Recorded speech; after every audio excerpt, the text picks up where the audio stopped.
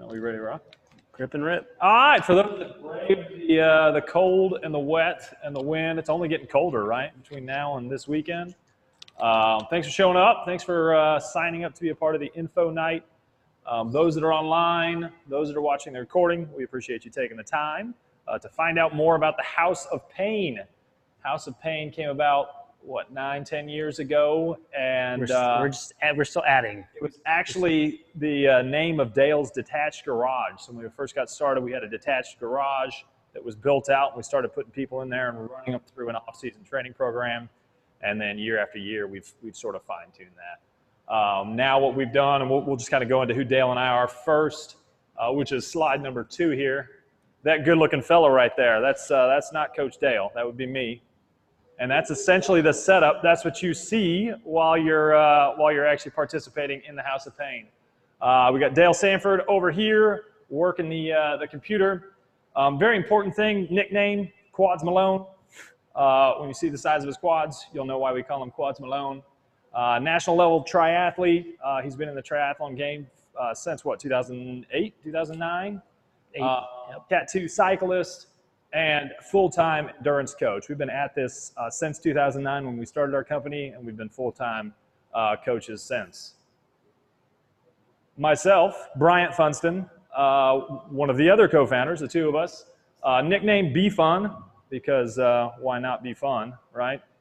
I'm a Category 1 cyclist. I've been training and racing since 2007. Dabble in triathlons, meaning I do one a year tops. One a year. Run 5 times. And also, between the two of us, we are the two co-owners of BPC Performance Coaching. All right, so who is the Hop for? And the whole goal of tonight is to try to let you know whether or not this is for you, what the program is, and kind of how it works. It's sort of a unique system that we feel we have going here. Not something you find in many training programs. We'll kind of dive into that. So who is it for? It's for racers. It's for people that are wanting to improve on group rides. It's for brand new beginners.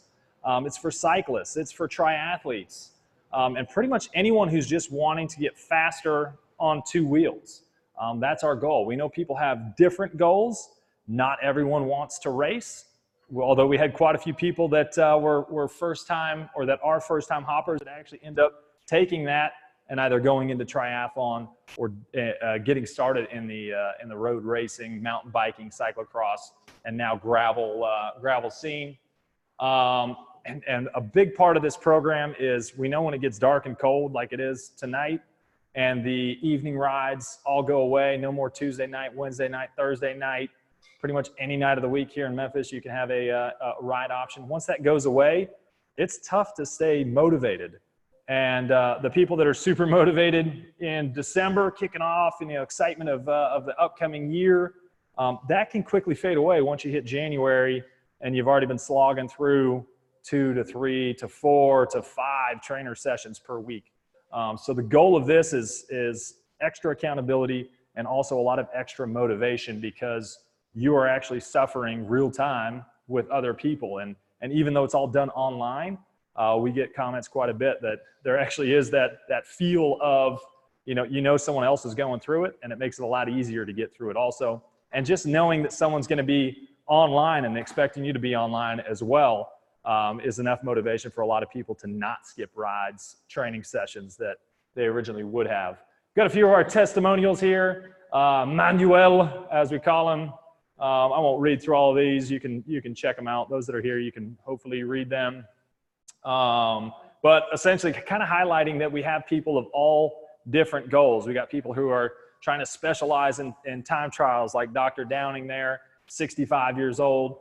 Michael Weiner, who'd never gone over a 20-mile-an-hour average, has now done so numerous times after doing the House of Pain. He's continued to step up his game as well. And same thing with Manny, also hitting 20-mile-an-hour averages, which is, that's a big thing to do, to hold 20 miles an hour for an extended period of time. So, maybe that's your goal. And if so, we can help get you there. So what is the Hop? So essentially, this is kind of in the basic form. It's 26 sessions. And they're going to start December 3rd, 2019, so just under 1 month away. and they're going to run all the way up until the week before the time changes, and those, we get more daylight, and most of those group rides start firing back up. So essentially, it's kind of taking you through those dark, dreary winter months and delivering you to March and group rides and racing season ahead of the rest of the game. The duration is anywhere between 1 hour and 15 to 1 hour and 45 minutes. Typically, the bike portion of this lasts 1 hour and 15. So from 6 till 7:15 Central Time, we're on the bikes going through structured work. And then after that, we add an extra element. We're firm believers that doing some fundamental functional strength training as well as stretching are important parts of a proper training program. And we also know that that's something that's neglected by a lot of folks. So we make sure we have that in there as well. We do 3 threshold assessments. If you look in the bottom right picture there, that is actually right here where we're at. So our 3 threshold assessments we do in person right here. You don't have to actually be here to attend and be a part of it. We'll be streaming it live like we're doing right now. And there's also that on-demand recorded option if you can't make it to either of those. You can't do it online and can't do it live. Explain the threshold test, what it is. So essentially a threshold test, the whole purpose of this is we want you setting zones relative to your ability level. So each person's going to be different, whether it's heart rate or power that you're using, or even if you're going off perceived effort and speed. So what we want to do is develop zones for you, and we actually take you through the protocol of the test. It's essentially a maximal effort test. And then afterwards, we help you calculate all of your zones. And so when we have you show up on Thursday and we say we want you in zone 3, you know what heart rate range that should be if you're working off heart rate. You know what power range that should be if you're working off of power. So you're not working off some arbitrary number that we're going to throw out there. Instead, you're working off zones that are related to your current performance levels. So the other 2 tests, we do one at the midway point. So January, I believe it's 22nd, we do our second assessment. And the point there is to figure out, okay, we know where you started. Now this is our first kind of follow-up kind of retest. What do we need to adjust? A lot of times for folks working with a power meter, they've seen power increase. We don't want you continuing to work at a zone or an effort level that you're beyond now. So retesting is important, and doing so in an environment like this is a lot better than doing so by yourself. Yeah, the first part of the program is a lot of efficiency and technique work, which we'll kind of get into in a second.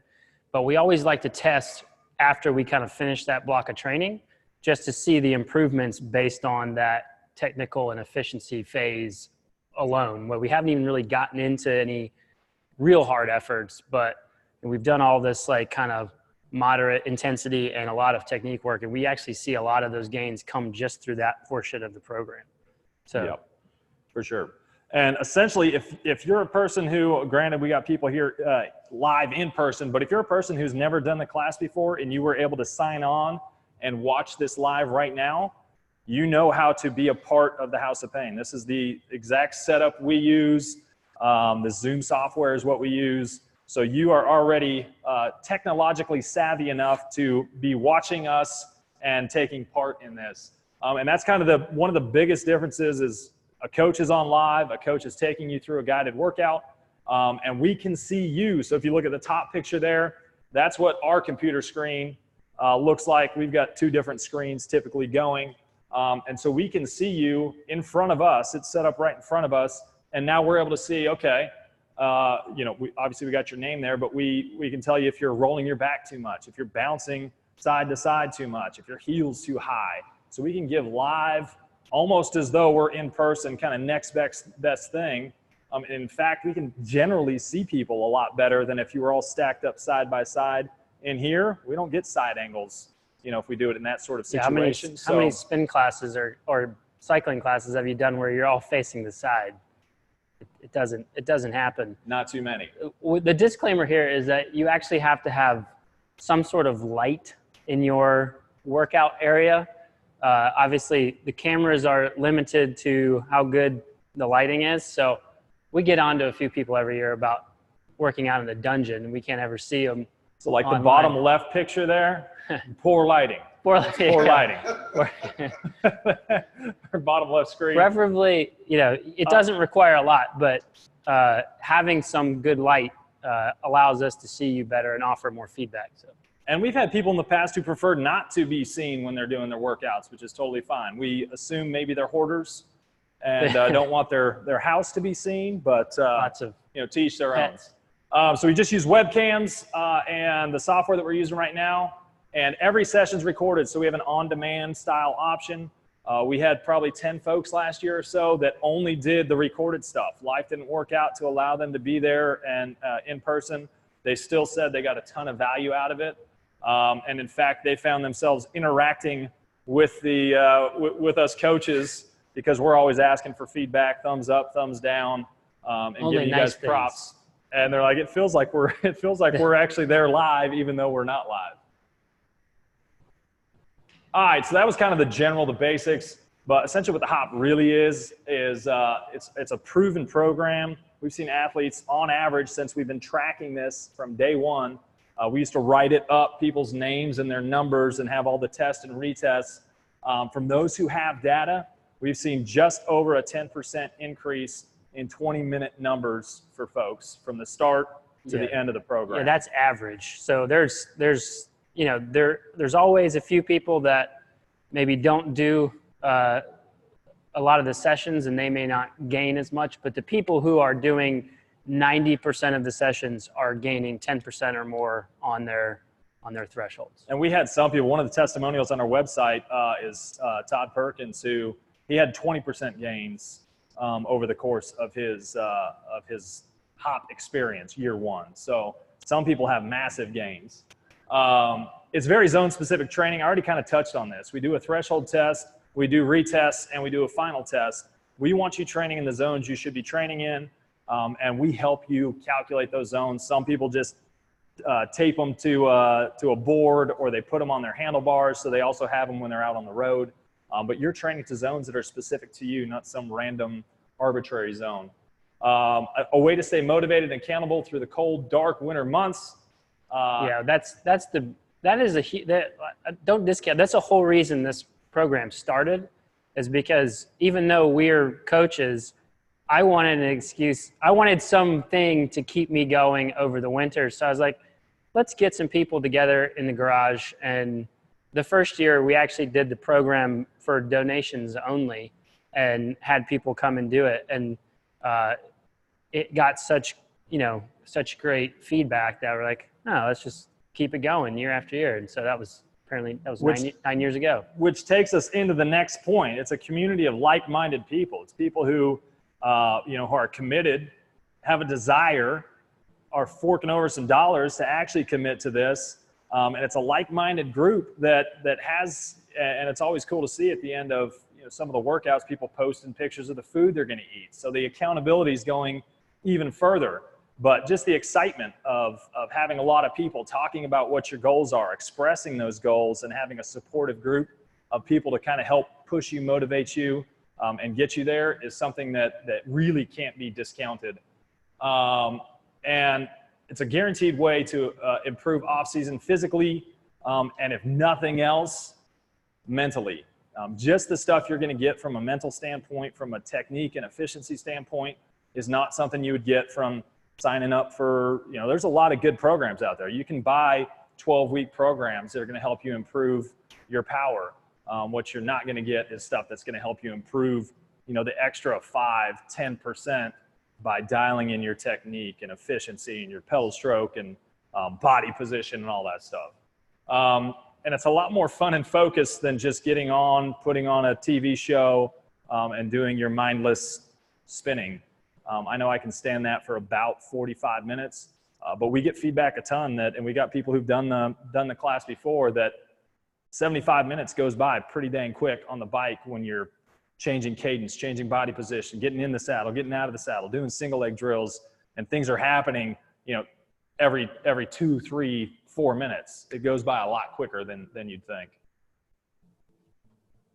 All right, the secret sauce, and this is what you won't get anywhere else. I was just kind of alluding to it. In-depth pedal stroke work. When you first started riding, there's, I'm guessing, nearly a 100% chance that you weren't clipped into your pedals and learning to pedal these smooth, full pedal strokes. Most of us learn on those flat pedals and we got good at mashing down. So what we do is help you reprogram that body to become much more efficient, making sure your right side's not fighting your left side, knowing which muscle groups should be firing and when at different phases of the pedal stroke. We do a lot of out of the saddle work. That's probably the one thing that people struggle with the most on the front end. And it doesn't click right away, but we do a whole lot of it. You'll see one of the little testimonials on the top right there. The biggest gain I made is the strength and confidence to actually come out of the saddle. You know, they used to not be able to get out of the saddle for more than 20, 30 seconds, and now they're confident in getting out of the saddle. What to do and how to climb better. So there's body position changes that happen with that. I know a lot of people struggle with hills. We'll talk about hill climb simulation stuff. We'll talk about what you need to do when you approach climbs, how the pedal stroke actually changes when you scoot forward or backward on a saddle. All that stuff may be things you've never thought of before. And if that's you've got some efficiency gains that you can make in that regard. That's probably the number one thing that we get, like just random questions that we get from people is, how do I climb better? How can I make the hills hurt less, suck less? How can I make climbing easier? And beyond, shedding weight from your bike and your body, learning the efficiency and technique and learning to get out of the saddle efficiently and move that stress around, because you can't get rid of it. You can move it around to different muscles. And that's all stuff that we're going to cover. The other stuff that you typically don't get when you're by yourself, and I'm guilty of that as well. I maintain trainer-specific sessions throughout the regular season as well. So it's summertime. I'm not out doing group rides every single chance I get. That structure really helps you work areas that you probably wouldn't work otherwise. But I fall guilty to these next two. Forced cadence work. You do what you like the most. If you're a low cadence person, you're going to do low cadence. If you're a high cadence person, you're going to do high cadence. If you're out riding on the road or in a group, you're not always going to be low cadence or high cadence. There's a lot of changes that happen, and being efficient across a big range of cadences is a very important thing to being a better cyclist, a better triathlete. So forcing you to actually change your cadence, forcing you to work higher and lower ranges, whatever you prefer the least. And sometimes that's the name of the game. Like, do whatever you prefer the most these first 2 minutes. And then the last 2 minutes, we're going to make you do what you prefer the least. And force body position change and talking you through. The same thing with body position. Exactly. We'll force you to do the body position that you hate the most to get better at it. Mm-hmm. And then we'll force you to do your least favorite cadence and body position so that you get better at that. And that's when we get the smiles from all the people on the screens, is when you're in your least favorite cadence and body position. We get the virtual. Knowledge of pedal stroke and changes based on body position, it is different, whether you're down low and on the front of the saddle versus sitting up and back, like doing some hill climb simulation. And one of the big ones, it's one everyone loves, is our mental adversity training days, which is essentially we give you the zone to be in, and we know how long you probably should be able to stay in that zone. And then we sort of push you to the edges of that. And your goal is to hold as long as you can. It's not like something totally crazy. This should be manageable, but you don't know when the end is. So it stresses your body and your mind differently than if you know you have a 10-minute effort coming up. When you know you have a 10-minute effort coming up, guess what you do? You conserve, because it's 10, and then you can kind of ration your effort out. If you know it's 3 by 10-minute efforts, which we do quite a bit of, you ration out the first one, hopefully build a little on the second, and then, lay it out on the third. But if you don't know what's coming, it simulates group rides, it simulates racing, it simulates when you take a wrong turn on a triathlon course, or the mileage was wrong and you didn't, you were told it was a 40K and now it's already 24.9 miles and where's the finish? And you got to keep pushing. We test you, and we want you to learn what is your true limit. Yeah, for a lot of people, the mental side of cycling is the hardest part. You're on a group, and maybe you're in a group that's stretching your limits of fitness at the time, and then people struggle to make that leap to maybe the next speed group ride or whatever, because when their brain takes over, they give up, and that alone is going to prevent you from garnering more fitness. So the mental adversity training stuff is absolutely one of the most important things that comes through. And it's not all that often, don't get me wrong, but we will sneak it in there. And there is one training session toward the end that the entire session is mental adversity training. So the whole thing. We tell a story. We basically tell a story, and you just have to follow along. You just follow along. And most importantly, how to apply it all on the road. Like, what do you do when you're suffering on the road? We go through that. The mental checklist is something that is ingrained in most people's mind. Essentially, we go through breathing, making sure you're staying relaxed, cadence, pedal stroke, body position. That's the checklist you should be going through when things get tough, and you're going to know how to apply that by the time you're done with Haab. So the Haab Truth, you can't see that overly well, but there's been hundreds of overall race wins, even more, triple that in podiums, state and regional championship wins, lots of people that have went from, kind of being middle of the pack age groupers in triathlon to now being top of their age groups or possibly competing in the overall. Jumps from C to A-rated rides on group rides. We've seen quite a bit of that. Kona qualifiers, world championship qualifiers. And then we also have a person who was there hop number one as a Cat 5 cyclist, pretty much brand new to racing. And he actually has won a draft legal national championship. So we kind of have all ranges of folks in this, but a lot of people who, the first year they start it don't even know what they're really capable of, and they learn a lot along the way. All right, so what, if all this has sounded pretty good to you, what do you need to participate? And those that are here in person, you can see Dale's bike is right here. His bike trainer is right here. We'll show a picture to the people that are online here in a little bit. But essentially all you need is a bike, an indoor bike trainer, a way to actually ride your bike inside, a smart device or computer. Most smart devices, you have your webcam already on your phone. Speakers and or headphones, and very limited technical know-how. Like, we actually assist you in helping, make sure you get this all set up. Those that sign up for the class, we do the week, essentially the week before.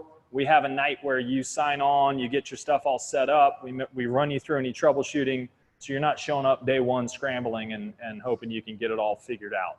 And again, if you're logged into this online right now, you're pretty much if you're currently on live, all you need to figure out is how to get your lighting and set your bike up so the camera can see you.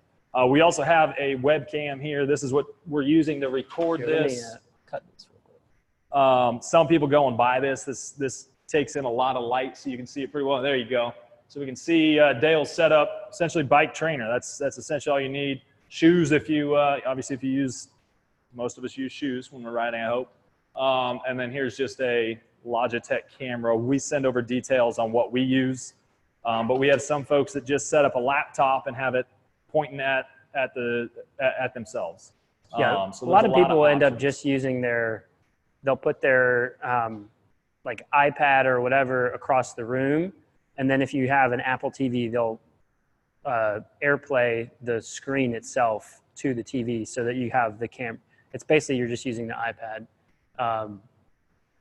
We always use a computer with a wired webcam, just because it allows us to get the camera further away from us, so that you get a really nice side shot, so that you can see all the technical bits. The lighting's going to be a lot better. Yeah, the lighting will be a ton better in our personal if you're seeing house this of online. pains. Yep. So yeah, that's essentially the setup.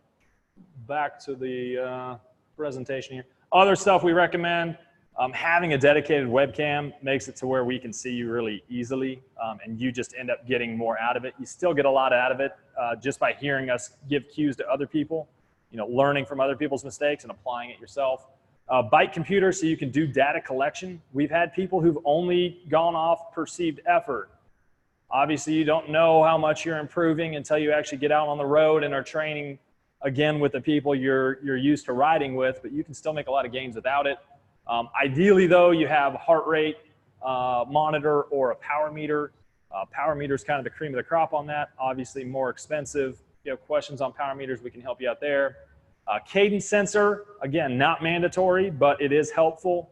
By using cadence and speed, if you're someone who doesn't have heart rate or power, you can use that to kind of gauge how you're managing efforts over the course of the session.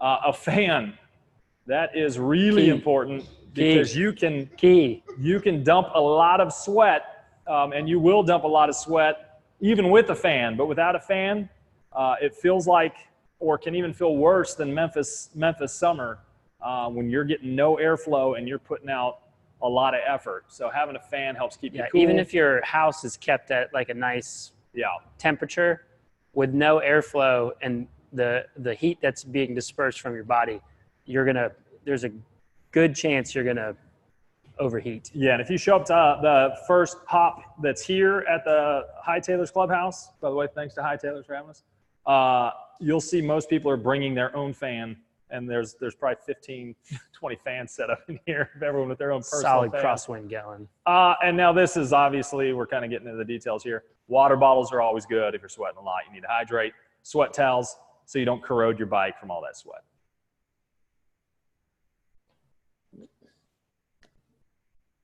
All right, so how it works, and this is just very quick. You download the software. It essentially, you click the link and it tells you what to do. You follow the prompts. So Zoom is what we use, and they actually can help with troubleshooting as well. You set up your bike and your trainer in your location of choice. Adjust your camera if you're using one at 55. We have some people that I think get on at, I don't know, maybe 5 o'clock, because there's been times where I've gotten on at 5:30 and there's people already waiting to join in to the room. But at 5:55, usually Dale and myself will be on there by that time, depending on which one of us is doing it that night. You just click the link and you join in. It dials you in. Make sure you've checked your speakers. It'll usually remember that for you, so typically that's just the first time. Have your zones available. Again, we help you figure out your zones. 6 p.m. sharp, class begins, unlike tonight where we started a few minutes late to allow people walking in late. And essentially, you just follow along. You listen to the cues. You listen to the feedback. You try to hit your zones. You push yourself. And 7:45 at the latest, class ends, and we start, the recording starts processing on our computers. Once that processes, we get it online. And by the time it's all done, typically within a few hours after the class is over, people are able to do the program. I think Manny did a few last year where he was, and Heather, I think as well, where they were doing them at 10:30, 11 o'clock at night, same night. So there's, you have access to them right away. Another kind of benefit that you get, you don't have to do this, but if you're someone who is on Training Peaks or you want to start a basic free Training Peaks account, you can tie it to us and we show you how to do this. It's really easy. You just click a link. And then we put the entire House of Pain program on your Training Peaks program. So we pre-built all the workouts besides like our mental adversity days or days where we want to fake you out. But for the most part, I'm showing you here like what it would look like. It actually tells you what your zones are on this workout. If you can actually import these workouts to, some of the computers allow you to import the workout. So it's actually telling you what zone you need to be in, what your numbers are, what range you should be in. But this allows you to kind of know what's coming. Yeah, we follow these a solid like 80% of the time. Yeah, at least 85% of the time, I would say, we follow this to spec. But if we did that every time, you'd get too comfortable. We don't want that. I made sure I chose this one because we finished with the single leggies. We all love the single leggies. Single leggies song. We'll save the song for later. One big thing about Training Peaks is if you're a data person and you don't have Training Peaks, like it's free, and it's the best way for us to track your progress through the program and for yourself to track your progress as a cyclist. You can pay for a premium account if you want, and it'll like shoot you a little star or a cup or a gold medal every time you hit a new best. So it's a great tool. It's like kind of like Strava, but it's a solid tool for tracking your progress. And with this, like we've had in the past where we've received like screenshots of people wanting help getting their zone set, it's really tough for us to help you set zones based on a screenshot. If you're tied to our Training Peaks account, it takes us 30 seconds. We're usually staring at data, 3, 4, 5 hours a day. Anyway, it takes us no time at all to click on yours, look at how you did, and help you calculate those zones. So if you're on Training Peaks, that's a very helpful thing. We also have a private community Facebook group, community of like-minded people. That's what we talked about before. People that help keep you accountable and motivated. Post-ride food pics, that's just like a massive perk of the whole thing. Occasional post-ride adult beverage pics, because obviously you earned it, right? If you're going to work out hard, you might as well enjoy adult beverage afterwards. You need some carbs. And kind of the big thing here is you have access not only to us to post questions that you may have had, or how your workout went the night before, but it's not just us that respond to that. There's times where other people are jumping in and offering their own feedback or what they've learned, or providing their own experience.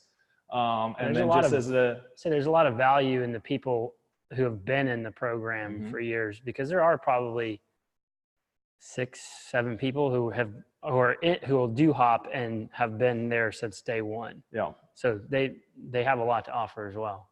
Oh, for sure. Or the people who just did it for the first time last year, and you're struggling to do, the out of the saddle stuff, and knowing that, okay, someone was in that very same position 1 year ago, and the progress they made is obviously huge. Obviously, I had to put an example up there for you. Hey, Dale Sanford, hop 16, kick my butt. 5.5 minutes deep into zone 5. Woo. Thanks for the great workout and great strength and stretch afterwards. And then obviously there was some feedback from other people. I didn't do all the replies that people had. We tried to keep this PG. 100%er Club. So Dale and I are each wearing House of Pain shirts. So this didn't start. There's not one from every year. We only started this a few years ago. But at the end of the year, everyone has the opportunity to buy a shirt. If you're someone who's completed all 26 sessions and essentially completed the class, you've done it all. You're part of that 100%er Club, and you get your name on the shirt, so you can see the 100%ers from last year. And the shirt is paid for. And the shirt is paid for by us. Yes, we pay for your shirt. So your shirt's free if you do all 100% of the class. You get your name on the shirt. And yeah, last year's people that did it, we had 53 people take part in the class last year. And there you can see the people that did all 26 sessions, start to finish. And that's, I'll say that's a pretty decent amount of folks for something that is, runs 26 different sessions over 3.5, nearly 3.5 months. And I think, pricing. We got our pricing. It's also up on our website, which I think is our next slide. If you pay in full, $424, you can do a monthly option for $119, or if you're an on-demand person, that's cheaper, for $325. And there you go. More info and to register, hopcycling.com. And now question and answer time. So I think people may have been doing some on the messenger, but let's go ahead and start. If anyone here live in person has any questions, I'm here to answer them. Okay, so it's Tuesdays and Thursday nights? Correct. Tuesdays, Thursdays, 6 p.m. Is there a way to still do this on your own? You can't make it at 6 p.m. Thursday night. Correct. Yep. No, we have quite a few people. Some people, so the question was whether or not if you cannot make it Tuesday and Thursday night, or maybe can't make it every Tuesday and Thursday night, can you still do the program? So what some people do is they will delay it 1 week. They'll do the first threshold assessment on their own, and then they'll essentially start the program a week later, and now there's already a few recordings to pull from if you wanted to keep a Tuesday, Thursday. Others will just move it one day and do it Wednesday, Friday. So the option's kind of there for you. And if you've got a crazy schedule, again, Dale and I are here to kind of help you work through that. This isn't, we want to see you succeed. And if you got to make tweaks, we're here to help you, give you input on how best to do that. Any other questions from folks here? If you have any questions online, go ahead and type them in, please. Yes, the question here was recommendation for the best trainer. There's so many out there. What Dale and I both use is the Cyclops Fluid 2 trainer. It's generally for the price and their customer service and their warranty. It's essentially a lifetime warranty. That's all I've ever used. It's portable. It's easy to bring here. If you don't have, if you already have a power meter, so Dale and I both have power meters on our bikes, so we don't need like a smart trainer to give us power. We've already got that. But bang for the buck, the Fluid 2 has been, or what's the green one? Kurt Kinetic. Yeah, the Kurt Kinetic, similar thing. So a fluid trainer. You probably don't want to go, you definitely don't want to go with a wind trainer because they make so much noise. It sounds like an airplane's taking off and you won't be able to hear. All the smart trainers are obviously solid, but like bang for the buck, we recommend the fluid trainer. So the Cyclops Fluid 2 and the Kurt Kinetic Fluid Trainer. Again, any fluid trainer is really what you're looking for. Yeah. And if you're a Facebook person, there's some of those swap meets out there, online swap meet being one of the biggest, where people are, I've seen people unloading these trainers that are what, 300-ish, 350 new and selling them for 150 in pretty much I've seen them very close to brand new shape. For $75. And again, the warranty that Cyclops has, we are not paid sponsors. We make no money off this. But the warranty they have, if a drum wears out, you tell them and they send you a new one. If something breaks, they send you a new one. They've been awesome. So I don't mind speaking their praises. Other questions here, and then we'll go online. I think we're out of, we don't have any online questions right now. Online, speak now or forever hold your peace. The presentation was that good, Brent. It was that good. And we got a few people who've done I think there's no better than having people who've gone through the class. Anything that you guys, did we miss something that you guys would like to add or benefits you've seen from the class? No? Very beneficial. Beneficial, and Renee, so Renee's here, and Renee's been, last year was year 3. And so Renee went from what, C rides? Just wanting to ride, and now she's racing. Just this past weekend, she was second at the gravel race over at the Race Across the Bridges in her category. So she's been inspired and inspiring for other people in the group, which has been awesome. Darren, anything to add? Oh yeah, I've done it last year. My goal was to ride over 20 miles an hour in the race. I took our group to Greenwood, Mississippi. Greenwood, the Bikes, Blues, and Bayou. Bikes, Blues, and Bayou, and I took that group there, and we did a 20 miles per hour pace the whole way. So Nice. that was an accomplishment that I used all the techniques that I learned here, and I left that ride hurting, but I felt good doing it. Awesome. All right, Ed, did that give anyone time to come in with another question?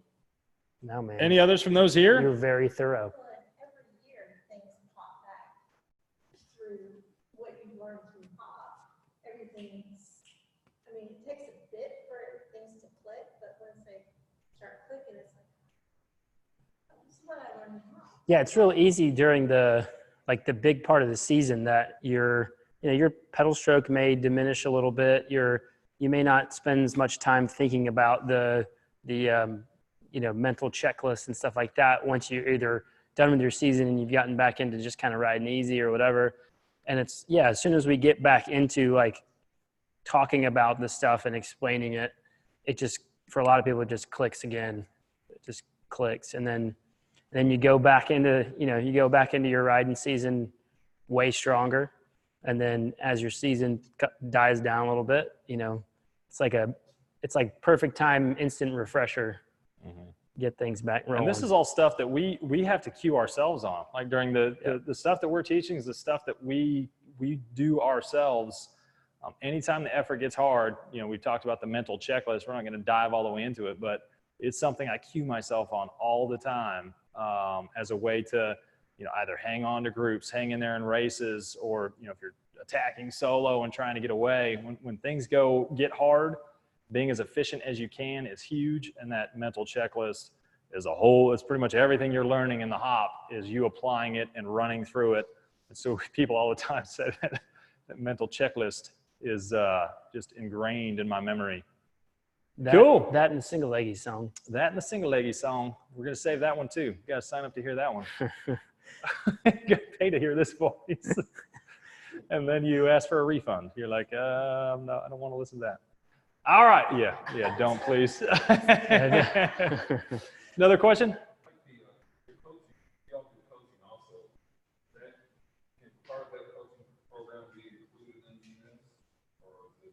Yep. So the question there was, since we also do like fully custom coaching and how you would work this in with that. Typically what we're doing with the House of Pain program, it's very similar to what quite a few people will be doing anyway. The types of zones we're doing. Now what we do with an individual athlete is we'll be adjusting what zone or how long they should be in those zones. So even though they're still on there live getting cues and feedback, they're not necessarily doing the exact same workout that day because their goals may be different. It may be something that if you're coming, you know, you're planning on doing a big climbing race, that okay, as we get closer to the end or climbing event, we're going to have you doing a lot more low cadence stuff, for example. So and then we also take care of all the other, you know, what are you doing Saturday? What are you doing Sunday? What are you doing Monday, Wednesday, Friday? When are you taking your rest weeks? Yeah, we have a lot of athletes that do hop, and it's incorporated just into the program that they're doing anyways. And the timing of it usually lends itself for most people. Like we do this nice block of training and everybody makes these big improvements. And then we're like right up against like major riding season and racing season and stuff like that is not too far from kicking off. So it's kind of good timing to kind of incorporate it all really easily into your training program. But what I can say is that when I start to make improvements, Brown will give me a call or he'll send me something and tell me, hey, you're doing well, I upgraded this. Look, I'm not there yet, but no, you keep going. Yeah, the nice part,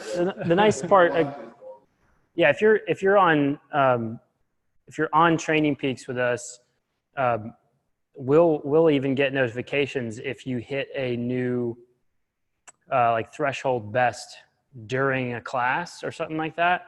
And then instead of waiting for the next FTP test, we can adjust your zones right there for you. And if you're on Training Peaks, it'll like immediately adjust all of the workouts for you. So then now you're immediately working at a new level of fitness, new zones. Question from Dr. Sunny. Will this be as effective if you do it with recorded programs the next day? I usually do my trainer rides Tuesday, Thursday, early AM. Yeah, I mean, we have a lot of people that just do the recordings, and people don't always do it Tuesday and Thursday. We have a lot of folks that even have to do it like they'll do like Monday from the week prior, Thursday, and then like a Thursday or something like that. It's not necessarily how you split it. It's just getting the work done, and you're doing two very structured sessions a week. And then for most people, you're also going to be doing at least one endurance base ride, you know, that week as well. But it's not, you just recommend you go in order. Yeah, that's the big, that's kind of the big thing. We don't want you like going from doing session 2, not doing anything for 3 weeks, and then joining back in with where we're at now. So this is a progression, and we built this program to gradually increase your training stress. There's repeated workouts, so you know what you hit last time, especially if you're more beginner and don't really know what your body's capable of. Knowing what you did previously now gives you a benchmark. And now 1 week later, you're doing that same workout, and we don't repeat them for weeks on end, but 1 week later, now you know, okay, well, here's where I was last week. I finished with more in the tank. Now I know I need to step it up on my first interval or my second interval. But yeah, we just recommend you keep the order in place. We do have people that are like get hardcore about getting every session in. So they'll just like bookmark every session they miss. And then within the last 2 weeks, they just like, they'll do like 4 a week and demolish themselves. Yeah, we don't recommend it, but if you there's really a lot of want to get that folks t-shirt, that if they're stuck on the trainer on a weekend, they'll end up stacking 2 workouts back to back. Now, if you're doing something like that, I would scale back your intensity a little bit. But yeah, there's a lot of folks, myself included, I'll go watch previous sessions and do them on a weekend. Just because getting the cues is so huge, and it forces you to actually pay attention to what you're doing and not zone out. We want you zoning in, not zoning out, because that's where benefits are made. Is it realistic to use this while training for a marathon? Yeah, we got a lot of people that use this while doing St. Jude. Typically, St. Jude is the same week as the threshold test. Yeah. So we help you modify and either do your threshold ahead of time, or typically we wait till after you're recovered from your marathon.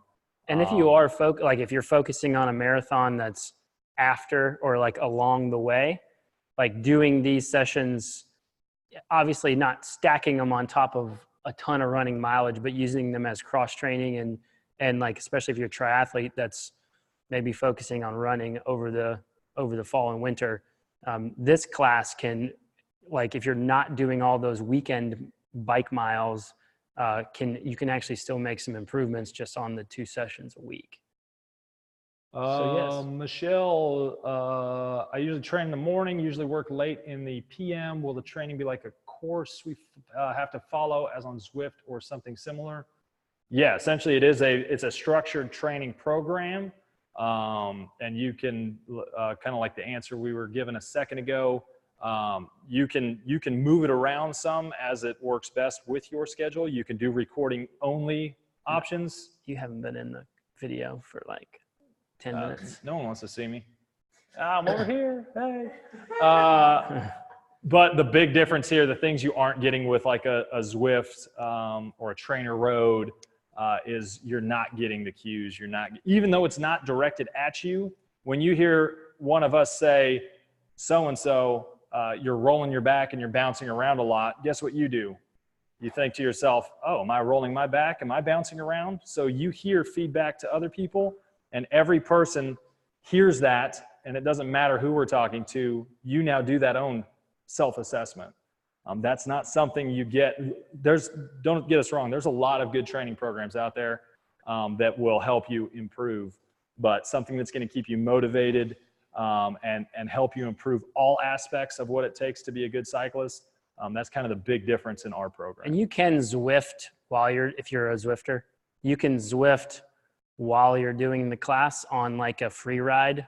If you're like looking to get your Zwift time or Zwift miles or whatever in, you can Zwift on free ride, and then, or the other option is you can import these workouts into like Trainer Road, and then your smart trainer, if you have one, will kind of help. Although we prefer people to not use erg mode on these workouts because if you know what that is, because we want you to be able to push your own effort, high or low, within the range. So you can combine it with Zwift, but you're watching a video at the same time. We've had people that have one coach up on one video, Zwift on another, like, so yeah, it can be combined, but you're really you have the entire program within Training Peaks and the videos. Question here in person, technical question. Well, if you're going to devote like the workout to Training Peaks, for instance, and that workout loads down to Garmin Connect for during the class, so you can just, if that happens, you can just follow along with what's going on in your cycling gear, then, right? Just in the video. For the most part, yeah. Yeah. So yeah, I mean, when tell me when to go, it's going to tell me when to back on one of those. yeah, if you're doing Go ahead and repeat the question. yeah, so the question was if you have Garmin Connect hooked up with Training Peaks, and then the workout comes onto your watch or your computer, can you just follow the cues from the watch for the intervals and such. Yes, as long as you start your watch with the master time at the right time, and then there are on occasion when we are going to change up, flip the script a little bit, and maybe shorten, lengthen intervals, rest periods, stuff like that. So the watch may be at some point telling you one thing. Our recommendation realistically is to just collect the data, follow have your zones laid out there in front of you, and listen to us and just go based on the cues versus what the computer says, because we don't want you to get robotic with this. There is fluidity to the whole thing. So yeah, that's why we don't like erg mode. So if you're not familiar with what erg mode is, it would take like the workout and say, okay, it told me I need to be at this effort level, this power number, say it's 200 watts. It's going to hold you there kind of regardless of what you do with your cadence. And it's going to be this even line.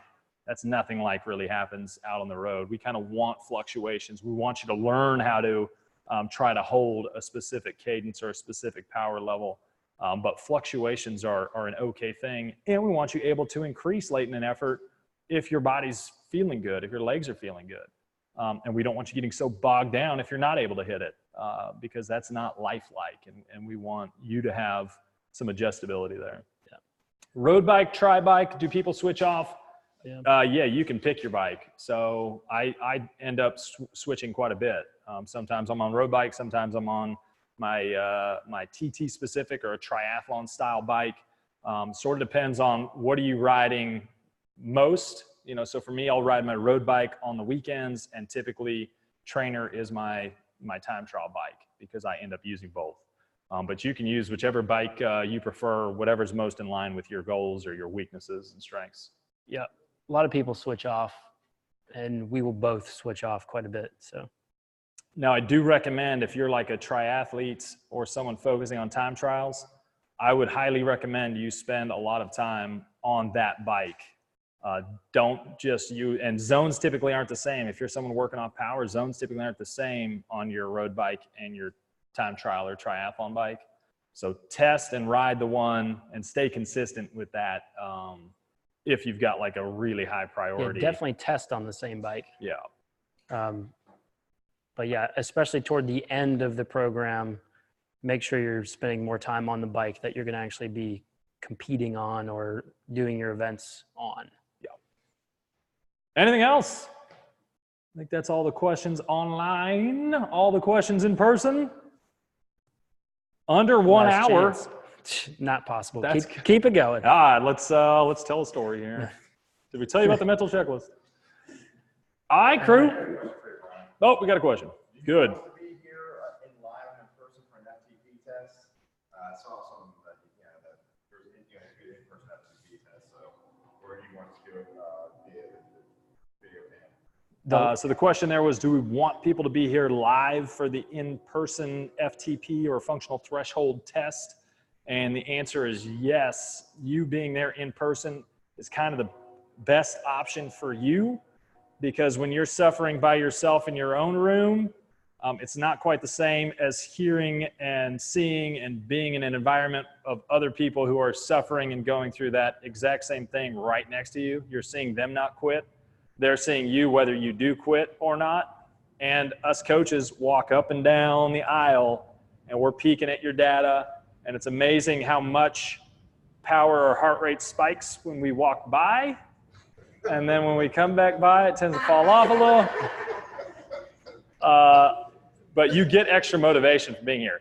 Now, me personally, I do all my tests solo because I'm here. I go through the same program. This is my off-season program as well. I do my tests beforehand by myself.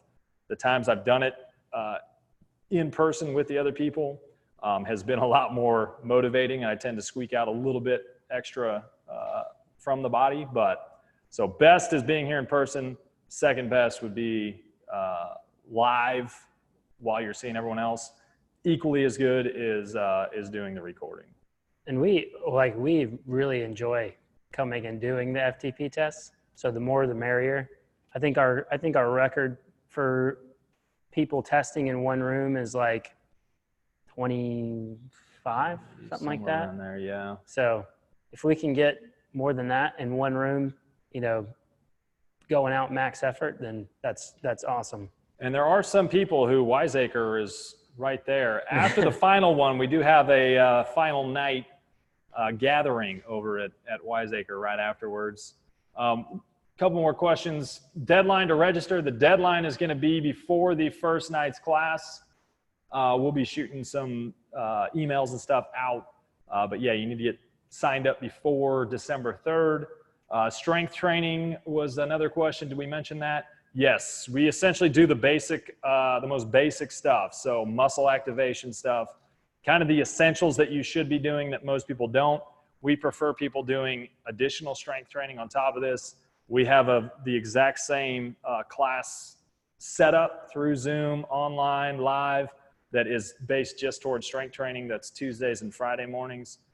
That's something we would recommend also, or you supplementing this. But our goal with the strength training is for the people that aren't going to do anything else, we want to make sure you get kind of the foundational stuff to help keep you healthy. A lot of core work stuff, a lot of muscle activation stuff, so that we correct any sort of muscle imbalances that can happen and sort of keep your foundation strong. And then we also add that stretching, because that tends to be the other thing cyclists, endurance athletes in general hate to do. And you're more likely to do it when there's other people doing it also. I'm a direct drive trainer. Of course, power ain't issue with the power here, all the outlets. No. So the question there was for someone on a direct drive train, something you have to plug in. There's plenty of outlets here if you're coming to the in-person that you could, you'd be fine. Yeah, We'll and otherwise we'll just steal someone's fan. There's always more cords. They got a bunch of cords and stuff here that we drag out and make sure there's enough to plug in. If we throw a breaker, that would be awesome. What time the doors open up? So we're coming live, get set up. It takes a minute to get it 5:30 is typically when we'll be here on in-person days. Yeah. And usually Peter's here super early. Yeah. So. Yeah, and you can change in the bathroom or back there or whatever. But yeah, usually we're here. We may be here a few minutes before that, but Peter usually is here, or somebody is usually here to open up 5:20, 5:30. Cool.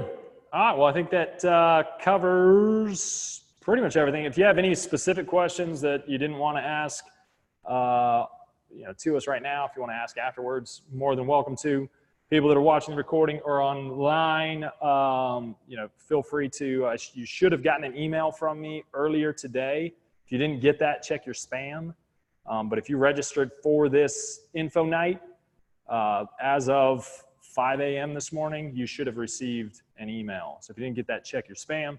We'll be following up with you, and we hope to see everyone in the class, and we're always here for extra questions. So let us know. Appreciate it, everybody. We'll be in contact. Have a good evening. Signing out.